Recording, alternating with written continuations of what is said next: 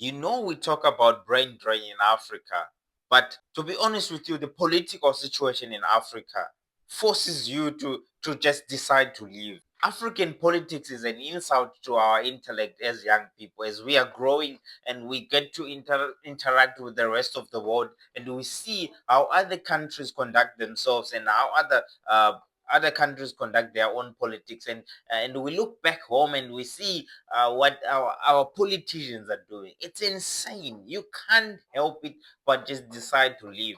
Not that the people who are still in Africa and they don't have brains. They do, but sometimes just to save themselves the pain and the frustration, they just ignore and exist as if politics doesn't exist in their lives, irregardless of that politics affecting their lives on a daily basis. You ought to just choose to live as if politics doesn't exist, or you just choose to live and go somewhere else abroad and experience a better life, because it's not all African countries. I mean, some countries have tried their best to sanitize their politics. No country is perfect on this planet.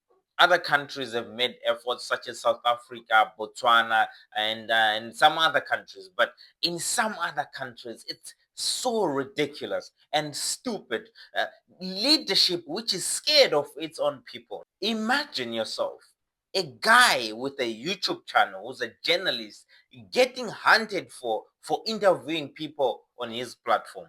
It doesn't make sense. It's mind-boggling. It's an insult to anybody with a brain. If you look at the rest of the world, that's what every other country do. What is wrong with having a conversation? Democracy and freedom of speech go hand in hand, and nobody is insulting anybody. We're just having a conversation, which is normal in South Africa, which is normal everywhere else in the Western countries.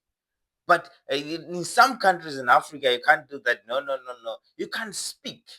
You can't have a political conversation. The ruling powers are scared of their own people because they know. Man, African politics is insane. It's primitive politics, premature politics, uncivilized politics, insane politics of the 1840s. I mean, the rest of the world is all the way up there, and Africa is down here. And the development in Africa is very, very slow. I don't know why. I think there's ought to be something wrong with us as Africans. Our form of politics, only idiots can do that kind of politics.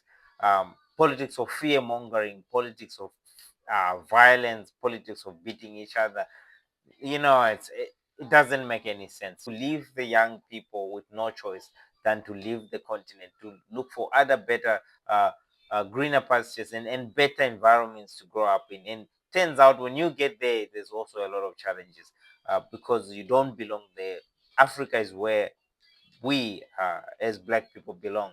I have no idea how we can fix this. This is it's deep. Those old folks, they don't want to change.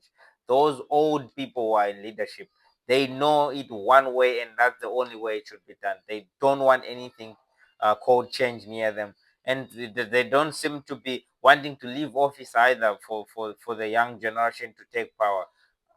It is a difficult position that we find ourselves in.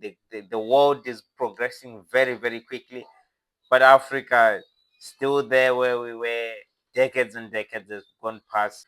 Poverty is the norm of the day.